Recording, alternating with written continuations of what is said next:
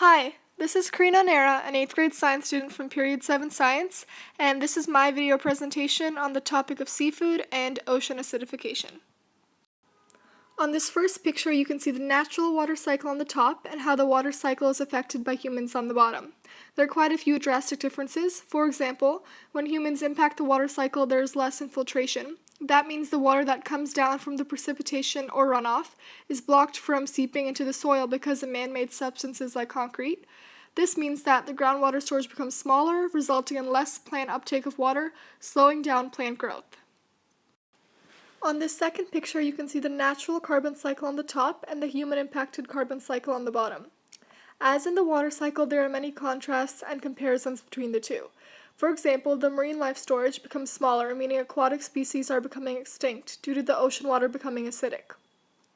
Ocean acidification and seafood are the main topic of this presentation, so these cycles and how they're impacted by humans can act as background information. The article I read for this project discusses how increasing CO2 emissions are threatening seafood and shellfish companies and hatcheries along the U.S. coastlines because of ocean acidification. To explain the situation in more scientific detail, CO2 from the atmosphere is increasing because of processes like diffusion from the soil and is being absorbed by the surface ocean.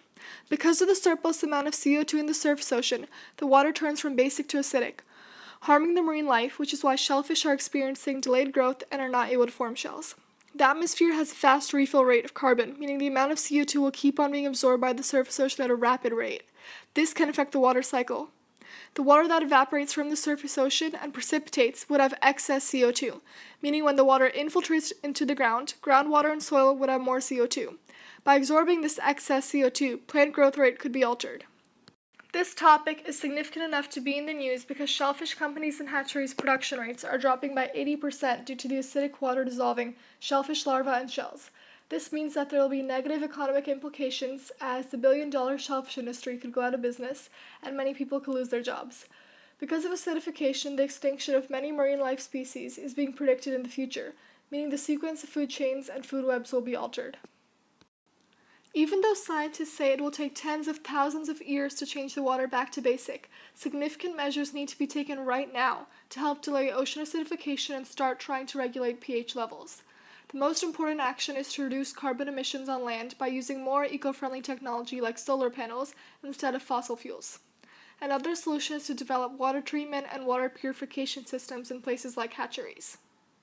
This is my bibliography, which contains the URL to the article and the URLs of all the pictures I used.